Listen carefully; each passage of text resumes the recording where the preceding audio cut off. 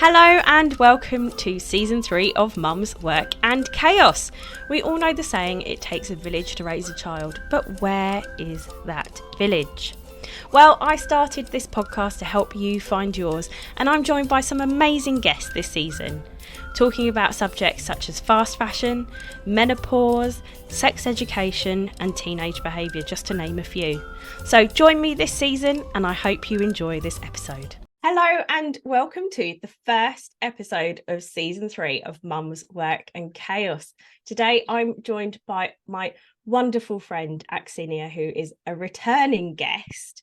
And just for a bit of backstory on how we met on Instagram. We met over our joint disdain for having to attend baby groups with our children. How millennial are we, okay? How millennial are we that on Instagram of all places, but we did. Yeah. We are true millennial mums. And the joke is that we actually didn't grow up too far away from each other. Both London girls. And it took us God knows how many miles with you in all the way in New Zealand and the joys of Instagram for us to connect. But here we are. I know, over our mutual disdain for toddlers. Toddler groups. Oh yeah, man, those things. I mean, like, if you love them, you love them. No judgment here. That's cool. But I was always late. I was always the one with the baby who wanted feeding and a nap literally as soon as we sat down. And then I was the one left holding the maracas and joining in to whatever seasonal song we were singing at the time. You went. As soon as my mum would be like, oh, I'm going to go to this thing. Like, you know, the thought of going to one would make one bounce, you know, like it was just so. I was there. You know? I was there under duress. It was like my mum and my husband were like, oh, you should probably get out a bit. And honestly, like I know it now. I mean, this episode we're going to cover a whole load of stuff, but we are Aksinia has, and this is so exciting, just announced that she's going to be starting her own podcast, which I'm really excited about, all about mental health. So this leads very well into the rest of my story about having to attend baby groups. And that was basically how they're very bad for your mental health. Very, very bad. Yeah, but I had no idea that I was going through so much when I had my eldest. I had no idea at all. So I had anxiety about leaving the house. I was so worried that she would cry when I was out and that people would look at me, which sounds really stupid. I exclusively breastfed as well. So I was worried that I heard all these stories about people like coming up to you in cafes and telling you how disgusting you were for feeding your child. And so I had this anxiety about that as well. It's like, seriously, if you're that offended, go somewhere else. Keep your opinions to yourself. And then I also was like, I was the first in my friends group to have baby. And also I was the only one who lived where I lived as well, because we had to move out of London. We couldn't afford to carry on living there. And so I was isolated, I was depressed, and I was suffering from anxiety, and I had no idea. And so the idea of going to a baby group scared the absolute shit out of me. And so the first one I signed up for was completely free. It was run by Bernardo's and it was at the children's centre, literally on my road. So I couldn't really not go. And it was full of mums who were all in competition with each other. That was at the time of the weekly weigh-in as well. And so you could get your child weighed and plot their growth and all that bollocks. And they'd feed their babies and like literally they'd give them a bottle or they breastfeed them just before they got them weighed, so they were heavier. It was that sort of competition. No, it was awful. It's like doing a big fat poo before Weight Watchers, right? It's a reverse. Drink all the laxatives before you go to Slimming World and see what happens. But they'd feed their baby so they were fatter when they got weighed. And then I was literally sat there and I was like, I don't fit in here. And then this girl next to me was like, what the fuck is going on here? And I was like, I've got no idea. And and then and that's how we bonded over our like absolute shock about what was going on, and these strange people who were literally doing this sort of stuff. Mums are nuts. Mums are nuts. And I've got to say, I love where I live just because, I mean, there might be some of that here. If there is, I haven't experienced it. Like, genuinely. And I must say, like, everything you experienced that you mentioned there, yes, I experienced that with my elder two, because they were both born in the UK. And I did experience that before, like this constant competition about the milestones, the, you know, like, you know, just other stuff, you know, like, yes, okay, you're Chinese schooling, but like it was this huge thing. And then you move over here and genuinely no one cares. This is the thing, like, everybody, you're just genuinely on everybody else's side. Like you're all just on each other's side. It's like, yeah, we know parenting's hard. Like, you know, you see a kid throwing a tantrum in a supermarket, you're more likely to high five the parents than judge them. Whereas over there it was different. I think that things are starting to change a lot more now, though. Like with the well, with the advent of more mums showing the realities of things on Instagram as well, I think things are starting to change. And I think honestly it is the older generation who have most of the problems. Like, you know, there's us, and then luckily we've got like, you know, the Gen Zs below us who are now old enough to be having their own kids and have also, you know, sort of terrifying. Yeah, which is so weird. And like, but they've opened their eyes to so many other different things as well. And they're definitely a lot more accepting of, you know, doing what you have to do to get through life. And I think that's one of the reasons I started following your account. Like your dark humor and everything that goes with it was just absolutely brilliant. And I lit the first reel I saw of yours popped up in my doom scrolling wee hours of the morning. Breastfeed, I think I was still feeding my youngest, and I was scrolling through, you know, as you do, got to keep awake so that as soon as they go to sleep you can go to sleep. But you never do. You never do. No. The first reel I saw of yours was you were making a wrap. And you licked the edge of the wrap as if to say like you were rolling a joint. And it was like, and then it's captioned when mum has a past. And it was just like, oh, this is brilliant. You made me laugh so hard. Oh, I'm glad. Oh, you know what? And I love hearing stories like that where people are like, oh man, I was just like really tired, or I was just feeling really crap, or I was just like, oh, I was feeling really down. And then I saw your video and it made me smile. Like that's just the point. And I think that because I've had that Instagram account for a long time, but you know, like most people, started off as my personal, you know, private account. Yeah. But pretty much since Instagram came out, I've used Instagram. So, you know, and use has changed over the years, you know, this it was just for me, you know.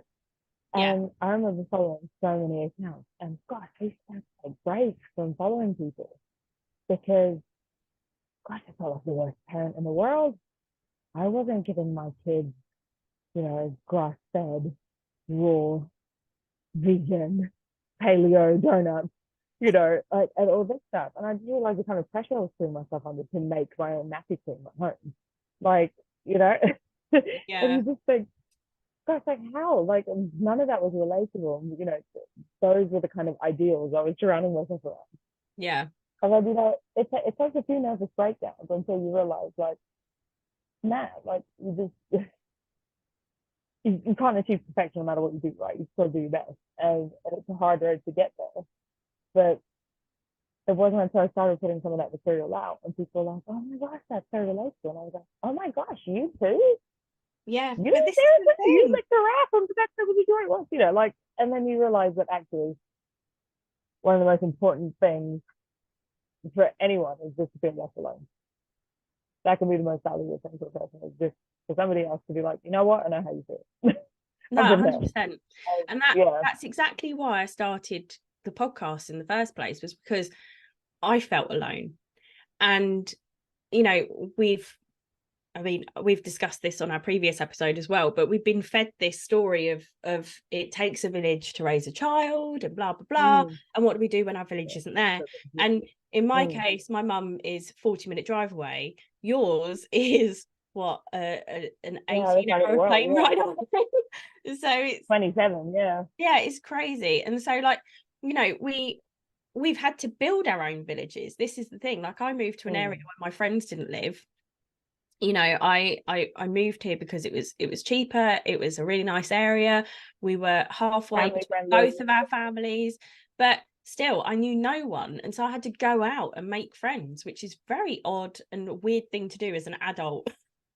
And then when those friends are older than you and already have kids, you then suddenly realize, oh shit, I need to make more friends who have kids, and this is like more effort. Yeah. But like, even like the other guests that I've had on, you know, I've had children's pediatric dietitians on, and things like that as well, speech therapists and so on, who have helped share their knowledge about what to do and how to help, and you know, help you have to not look too far for everything that you need. And like, the reasons why I've connected with these people are because they're just real people. They're not PD, you know, they're not dietitians who go, oh, and you need to make a 4-course meal from scratch, and it has to be pureed exactly this grain rate so that the child doesn't choke, and blah blah blah. And she's just like, if they eat a McDonald's, they're fed. You know, if that's the best you can do that day, cool beans. Next day, maybe try giving them some carrots. We'll see how it goes. You know, swap a fruit bag for swap the chips for a fruit bag. Don't care. As long as your kid's eating and they're healthy and they're not complaining about the food that you're giving them, you're doing a good job.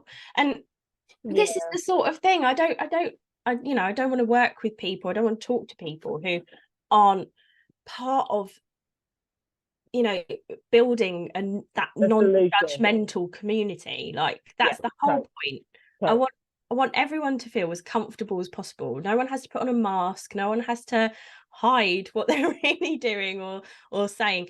Like, the amount of times. No, and it's this whole, like, I don't know if you picked up on this thing on Instagram. Like, you know, because we all make jokes about, like, you know, mums and wine and that kind of stuff. So, you know, like, our mum needs wine, blah, blah, blah. Yeah. You know, I think I did one recently about cutting alcohol, you know. And oh man, people get so offended, and moms get so offended, you know. And they get on this high horse about, oh my goodness, you know, this, you know, wine mum thing is just so crass, and it's so, you know, just pick something funny, and they get all like butt hurt over it, essentially. Yeah. And I mean, the irony is, I'm too social now. I have been for about a year. So I don't actually drink at all. But now, have I drank in my life? Yes, of course I have. Do I think it's wrong to drink? No, I don't. Do I think it's wrong to drink in excess? Yes, I do. I don't think it's good for you. I don't think it's good for anyone's health. But now, what I don't like is that immediately you jump on the bandwagon of being like, no, mum shouldn't joke about that. Mum shouldn't drink. And no, mum definitely shouldn't joke about wine culture. And you're hurting other people with your words and with your content. And it's like, well, no. And I resent people thinking they can talk for other people as well. It's like, well, okay, so if you were offended by that, okay, be offended. But don't tell me that I'm potentially, maybe, you know, going to be hurting other people that might be struggling with something. Because actually, the majority of people that have struggled with that do reach out and say, listen, I was an alcoholic, or I'm a recovering alcoholic, and I found this really, really funny. So don't listen to that, you know. And that's the you know, the hilarity of it. Yeah. But it's interesting, isn't it? You know, there's such a judgmental edge to everything, and I feel like with mums in particular, we get a lot of the judgmental edge of everything. You know, and not everything. You know, I don't want to overstate it, but you know, it's just a minefield of, you know, we're very good at judging each other as well. You know, we're not particularly nice to each other either. And then, it's imperfect, isn't it? It's imperfect. It's really hard. And that, I think part of the problem is that people form their own opinions and then feel that they're right. Their opinion is the be all and end all. And then next thing you know, they're trying to force this opinion on everyone else. And it's just like, people are individuals who individually have different thoughts and different feelings about things. Something that you might feel comfortable with, someone else might feel incredibly uncomfortable with. Like, you know, I don't know. It's just really funny. Like, I know when I started, when I was a first time mum, I was like, I'm gonna breastfeed. I'm gonna baby led wean. I'm gonna do all this stuff, and I'm gonna make an effort. I'm gonna go to baby groups, and I did, and I was hoisted upon my own petard when it came to breastfeeding, because she wouldn't fucking take a bottle. So I ended up feeding her for a whole year, and then having to cut her off cold turkey because that little kid bit me good, and I was like, I'm not feeding you anymore. No way. I'm not doing it. No, sorry. And so I and I did do baby led weaning. Yeah, and I did do baby led weaning, and do you know what? It was for convenience, honestly, because I was already cooking those carrots. She can fecking well eat them. Why do I have to puree everything? And then when I had my second, I didn't have time for all this faff. I breastfed her for 6 months. We were in lockdown. I breastfed her for 6 months, and I put her on a bottle because I needed her to sleep. I needed sleep. And if she had a bottle before bed, she actually slept through. It was amazing. It was like a miracle happened. And when it came to us going out, kind of yourself. And instead of like trying to cook little bits and make a sandwich or whatever to take out with us during the day, because, you know, when we could go out, we went out lots, because we've been in flipping lockdown for forever. I fed her pouches. I'm not going to lie. I even let her suck the food out of the pouch. I was like, I can't remember. Yeah. And then is that wrong? This is the thing, right? I've been in New Zealand any of it could be wrong. Like, oh, you baby led weaned, your child could choke, right? Oh, you pouch fed, you didn't make your organic broccoli stew 3 months in advance and then freeze it. No, I fucking didn't. I didn't. And then with the third one, she literally ate exactly the same food as us, because that was the most convenient thing. Hats off to baby led weaning. My eldest, so I did the really classic, like, I was such a first time, made everything like super duper healthy. But it was probably bordering disgusting because it was so healthy. Kid didn't just have porridge, he had porridge with like collagen protein and chia seeds and dates and like just all the stupid healthy buzzwords. Yes, I was one of those. And kefir, anyway. And one time the health visitor came, and she was like, "Yeah, you kind of need to be given things you can kind of also, hold and kind of crunch and munch on every now and again." And I think she'd mentioned like it's sort of Farley's rough situation, because they're so bloody nutritious, aren't they? Mm-hmm. Anyway, so I went and got like the Sainsbury's equivalent. She only goes and aspirates on it, right? Oh god. And this is me, the A&E nose, melted like an absolute puzzle, to the point where I've still got PTSD from this, right? Like it's taken years and so to, like, this was probably the most traumatic, like, seriously. Anyway, he asked for it anyway, we got it out. But in the meantime, after that, it was a miracle that I didn't anything but yogurt. Like, I was too frightened to give him anything. Like, no, Luke, seriously, was going mad. I remember it, like, don't laugh, but I remember putting just banana, in the food processor.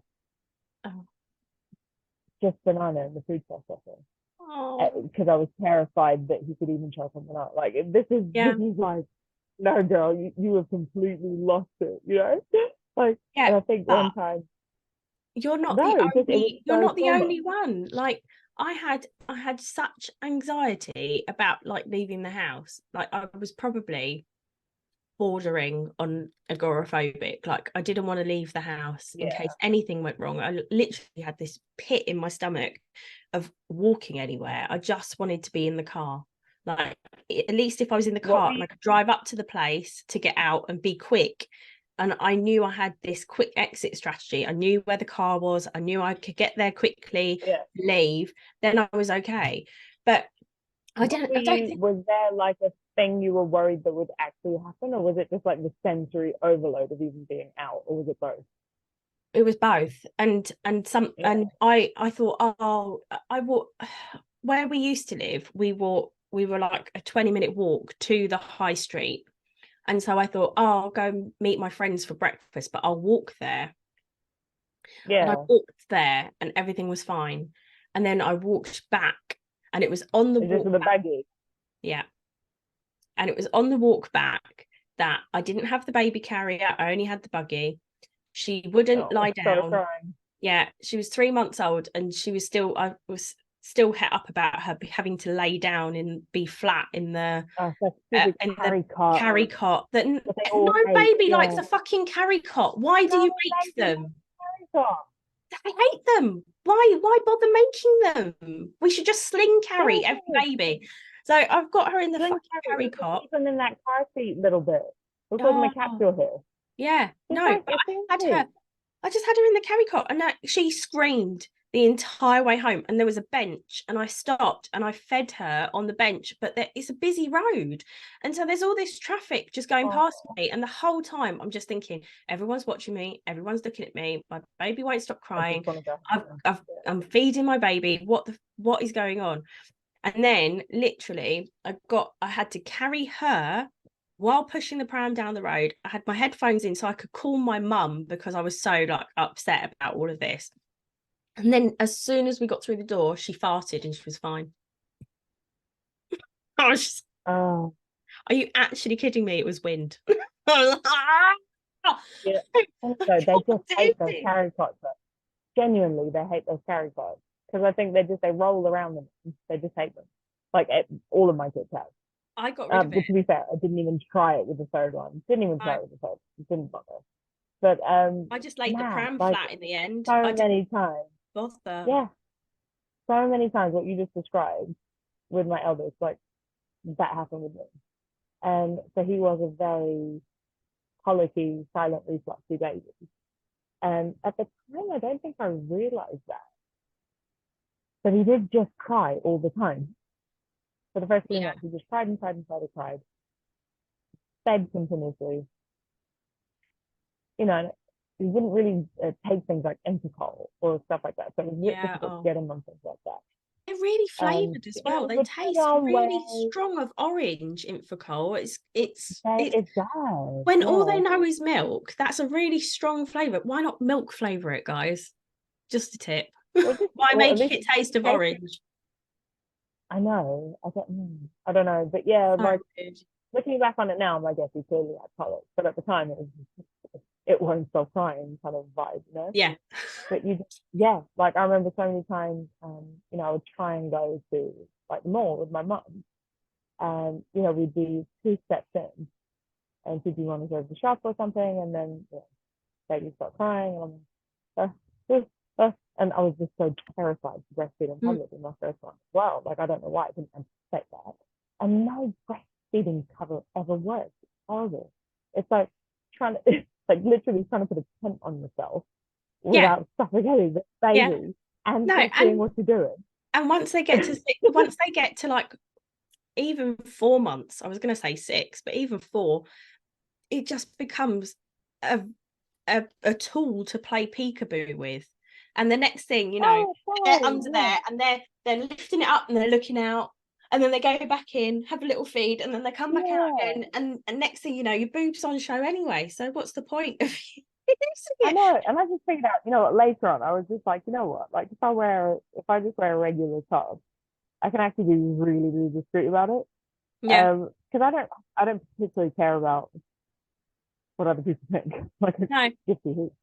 But it's more just like layering a t-shirt, 2 t-shirts or something, and then just pulling one down and stuff like that, and it made it so much easier. It really does. It really does. We've got quite a few Kiwi breastfeeding clothes brands here. And they are really, really nice. Really nice. And they've got like breastfeeding and non-breastfeeding. But There's a they're, few you know, they're springing up considered pretty here. premium. There's a few springing up here, but they're so expensive. But the They're pretty nicest pricey. ones I found were from Australia and New Zealand when I was looking for clothes for Yeah. myself. And I was So just like, we've got oh, I can't afford the shipping. Addison. Yeah, I think it's Addison. Yeah. So it's like a big one over here. But yeah, some of their clothes are beautiful. But yeah, very, very pricey. Yeah. Um, I mean, you can understand. But I think that, yeah, like when it's not your first rodeo, so to speak, you just, yeah, you Yeah. figure out your ways. But yeah, no, it's horrible. Like I remember having to go back into the car park just to try and breastfeed this Yeah. newborn Number in of this times I've hot breastfed car in in the the summer, car. like it was a heat wave. Oh, horrible. Yeah. Absolutely horrible. It's not nice. So, you just don't know anything. You're just so, for me anyway, I was just so innocently stupid. Just like so heartbreakingly dumb, But you and like I had a four I had I think it was 4 1-hour sessions run by the hospital that I hadn't been told about by my midwife that were like prenatal classes. I didn't go to And those. and I went Surprised. only because I was like, I didn't have a clue. I didn't have loads of family around me to like help me with the baby and tell me what to do. And I was just like, I don't know what I'm doing here. And just as my maternity leave was starting, my sister-in-law's was ending and she'd had her second Oh, child. And so like I didn't have anyone to hang out with that I knew. And so it was really strange. And those classes were absolute bollocks. They didn't help in any way. In fact, I think it made me more scared to sounds right. have the baby. And then so I was just like, I give up. And then but it's just funny though, like the friendships you do make when you've Mm. had a baby. And so like I've made this friend at this group who was like like jointly well, actually two ladies who were jointly as shocked as me about what was going on with pre-feeding and everything, and they'd come along to this free class with me, and then we'd sort of like Yeah. concluded that we were going to book onto classes together as a group so that we Trying to knew just someone, understand. and also so that we like didn't have to suffer the judgment of like these other women. And then Yeah. some there was someone else who joined our merry band of men, and we're still really good Yeah. friends now. And basically it was like kismet. It was like we were meant to meet. The first time we ever met, she opened the door for me in Starbucks because I couldn't quite work out how to get my new pram through the door while holding Oh, the door open and a coffee. And so she was sat by the door. She opened the door for me and I wheeled my pram out. And I was like, oh, thank you. And she was like, no, don't worry about it. And then we met at a mutual friend's birthday. And oh, I nice. was feeding my daughter and she came and she bought me a cup of water and I was like, oh, thank you so much. And then she came and she sat with us with her husband and her children. We all had a nice chat. And then I saw her at and then we started going to all the baby groups together. She came to the same heartbeeps class as us, and we were like, oh wow, okay, cool. So but then we all started going out for breakfast after certain classes and things so that we could just like take it in turns to hold each other's babies, Oh, because bless other you. people's babies are not your baby, and it feels so different to hold someone No, else's baby. It's actually a delight. And then I know. so Yeah, we'd, totally. we'd take it in turns to hold each other's babies while someone ate. Which one of us will eat now? Oh, this one. Okay, quick, stuff a sandwich down your neck, get it going. And It's then so hard. Isn't and then we and then Helen and I, our daughters, went to nursery together as well. And so it Oh, was like up until the age of 4, our kids were like best friends just before they started school, and then they went off to different primary schools. But they were the most hilarious when they were together. They were just like, oh, they were just so naughty, but like in a funny kind of way. Like you couldn't be yeah. mad That's because cute. like yeah, cute naughty, It because was like just the too random hilarious. stuff Yeah. they'd come up with, you'd just be like, how the hell did they come up with that? But it's just it's in some ways like those sorts of places, they do cause these friendships to arise, and out of the chaos of being a mum and everything else, you do form these fairly strong bonds. And I think that's we chat a lot, even though we're different time zones, completely different places and stuff. I think it's so nice just having someone to chat to, isn't it? But no, it's so good. I want to talk to you now about your podcast, which I'm so excited about, because you came to me and you were like, I'm thinking of doing this thing. Do you think it's a good idea? Of course I think it's a good idea. I'm so excited to listen to it. But yeah, tell us more about it. What's what's the premise? What can we look forward to? Okay. So the premise is, so obviously, for those of you that don't know, I'm on Instagram. The handle is Mum Hacks for You.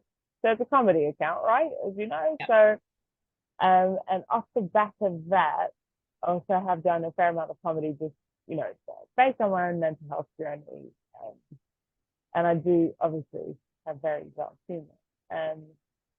So yeah, there's been a few kind of sort of controversial sort of videos I put on there, but largely sort of well received.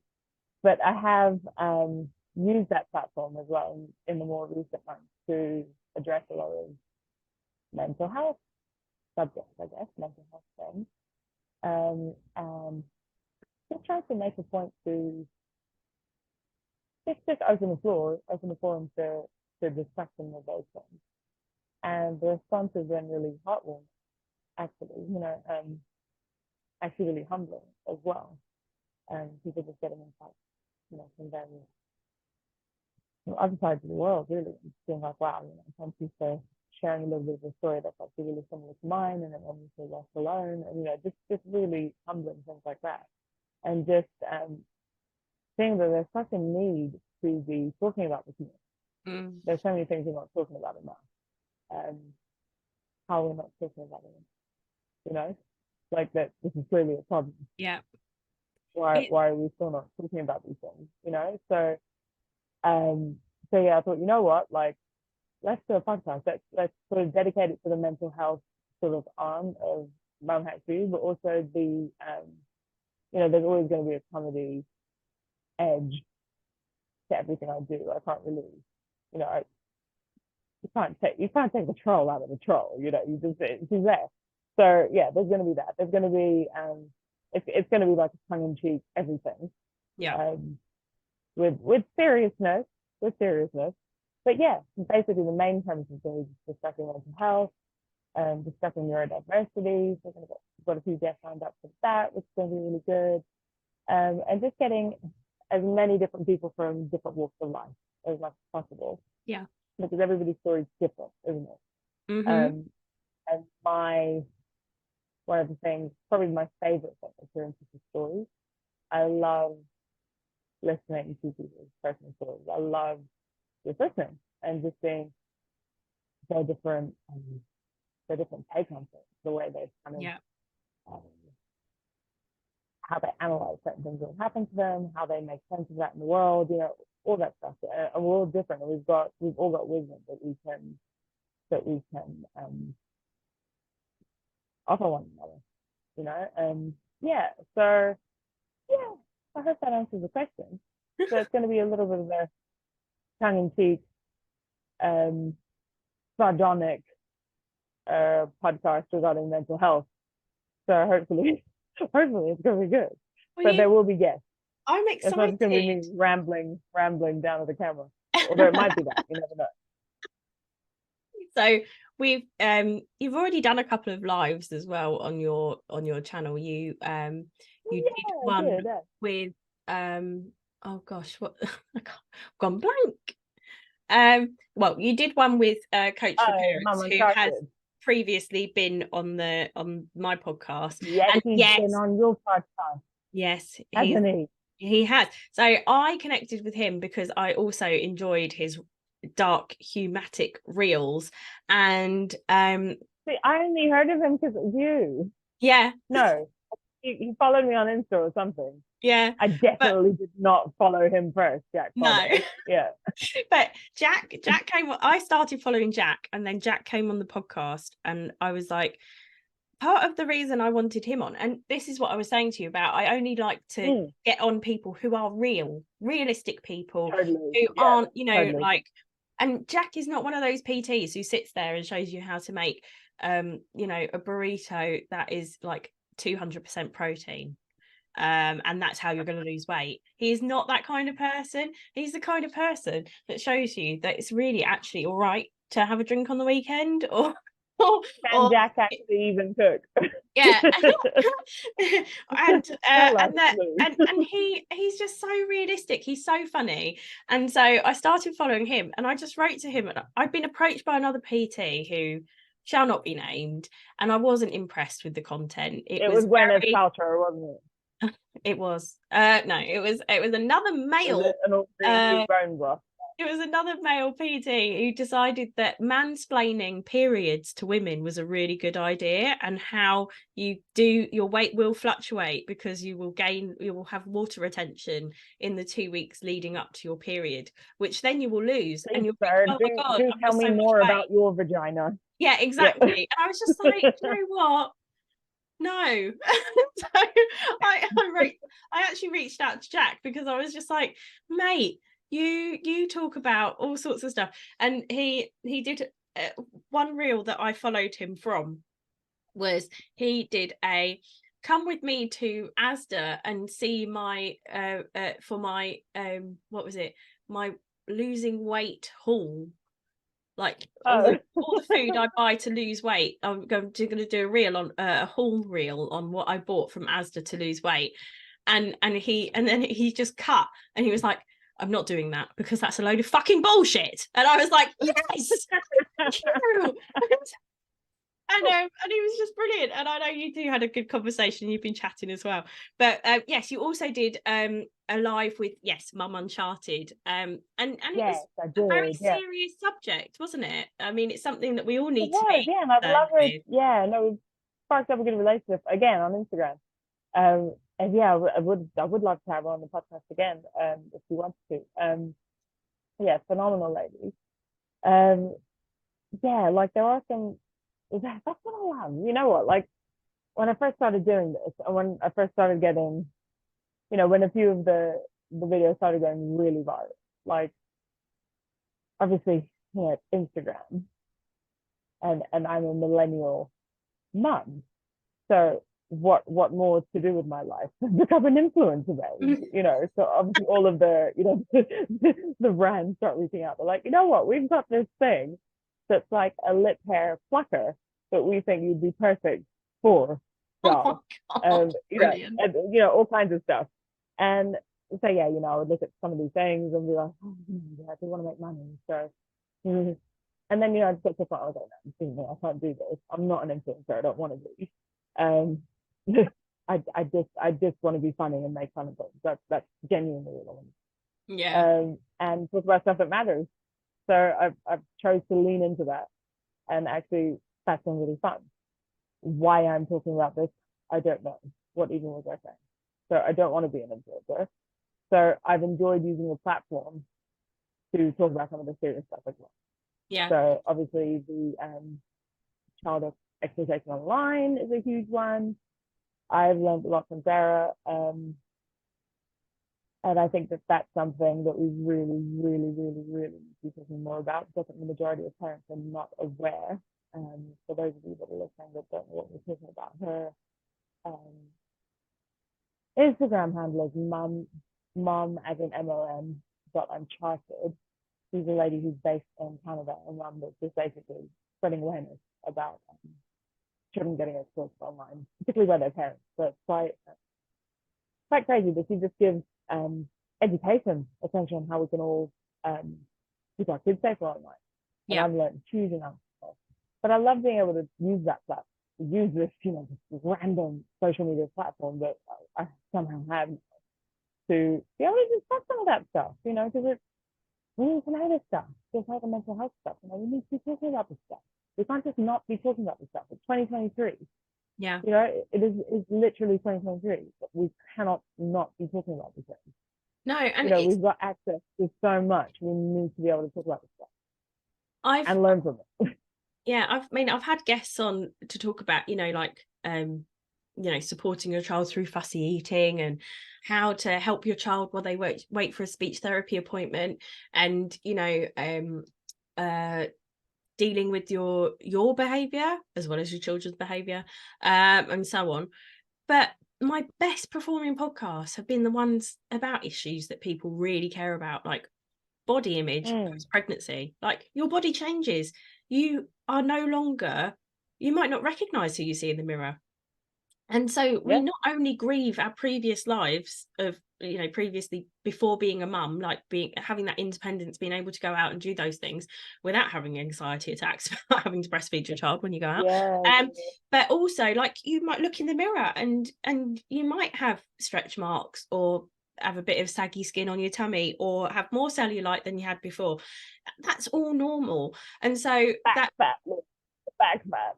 oh yeah, mate, don't The even talk bane to of me my about life my at the back moment. fat. No, Jack no, no, shared a you don't want to see photo my back with fat. everyone of my back fat. Thanks, Jack. And then also, Oh, did he put it on his? Yeah. oh yeah, there's a lovely reel of my before and afters so far on his Instagram. Did you consent to that hate speech? No, he was bigging me up. It was fine. And then we've also discussed the mental load of motherhood and sobriety. That's a really good app. Yeah, yeah, yeah, yeah, And yeah, yeah, yeah. and also flexible working, how to approach your boss to ask for flexible working, because, like, we don't realize that. I mean, here in the UK, you probably had this like 900 years ago, because, like, New Zealand is so much more advanced than we are. But Something. Yeah. with some things, but like, Something. a lot of parents, let alone mums, parents, dads too, don't even realize what they're eligible for when it comes to flexible working and being able to approach their boss and their organization that they work for to be able to ask for flexible working to help be at home more and make life and childcare costs less. And so Let me tell you, it's working with the NHS was awful. yeah. And we had, the NHS has one of the best maternity sort of maternity leave things, I guess we would Yeah. call it, maternity leave policy. But they were terrible to work for. And the genuinely, look, I had good colleagues. I have, Yeah. very dear to my heart. But just like that cliche saying, you were literally made to work like you did not have children, literally made to work like you did not have children. Yeah. And God forbid you should have to take a day off to work. Yeah. Like you felt the same as that. You felt the judgment. You should have come up with a plan. God. And it's just like, what a crap. Like, I remember working with a girl who had an IV line. I was going for a CT later, a nurse. Like we were like, I remember like working hard, like with. Never mind, I probably shouldn't divulge too much, but like, yeah, with an IV line in, like she was up there for a CT. She was in agony, but like we didn't have the stuff. Like It's absolutely crazy, isn't it? And then yeah. So I hope it's not still like that, but yeah, some and that was ED. So yeah, like it's intense anywhere. It's probably pretty intense in ED. But like even in some of the places where you would get longer, like because we'd get a whole year off and we'd get a large portion of that paid. But it doesn't mean that it is necessarily a family friendly work environment. Yeah. And I think that, like, there's just been so much going on recently over here with returning to work, post lockdown. A lot of people got used to working from home, working remotely, and some people even moved away from where their work was to, like, be close to family. Like, I know people who moved from London to Manchester because that's where they were originally from. They could get more support with their kids and things, and they were working remotely, so it didn't matter. And then they get called back to the office, and they're like, "You have to be in two days a week minimum," and they were like, "Oh, how am I going to do that? I live in Manchester. Mm. And so Yeah. there's loads. The job market's been absolutely crazy, like especially the last 6 to 8 months, with people like changing job because they no longer work where their work is, and having to go back to at least a couple of days in the office, which is just crazy. And to change the goalposts like that is really difficult. So talking about subjects like that is so important, but also like I'm so excited to hear you talking about your own experiences with guests who are either going through it or are knowledgeable of what of all of that stuff as well. And I'm really excited for you. I'm so excited. I've got this really beautiful slash high tech studio situation at the moment where I've got a little microphone thingy on my test freezer, and I've currently got a view of my husband's work tools, and my car is somewhere over there in the background. So we're doing this from scratch. I like it. Do it. No, he doesn't know anything to do. Clearly, like still trying to figure out the Spotify, the blue one. Trying to figure out all of that stuff. But yeah, no, I'm super excited as well just to be just to get to chat to people about their side of things as well. I love having those conversations. So it's actually going to be really fun being able to have those. I think that like anything, there's the anxiety about, oh gosh, this is done and not super good technically. If you listen, like my first couple of episodes, you'll hear how rough and ready it was. It's okay. I'm going to listen to the first one. I've actually got a fairly good intro and outro, guys. I don't know if you noticed, and also like my background is better. It's no longer a blurred background with an exercise bike in the back of it, but things improve, things get better as the more you do it. And I think people quite enjoyed the rough and readiness of the first ever season of Mum's Working Chaos, and it's all about keeping it real, Aksinia. It's all about keeping it real. Totally. And it's all good. And at the end of the day, it's meant to be lighthearted. It's meant to be real. It's meant to be funny. It's meant to make you laugh. It's meant to make you cry. All the stuff. And it's just meant to be real because I'm so sick, and I think everyone's sick of curated rubbish, of just going on social media and just seeing everyone's like curated ideals, and even all this like you said, your 200 grams of protein burrito. Like can we all just be real? So I think I've rambled enough about that. But yes, I'm very excited. Hopefully we can get it out in October. Yes, hopefully. And if you need any help, let me know. But you get yes. Hit me up. Yes. So people who don't follow Aksinia already, please do. She's amazing. She's so funny. You'll find her on Instagram at mumhacks4you.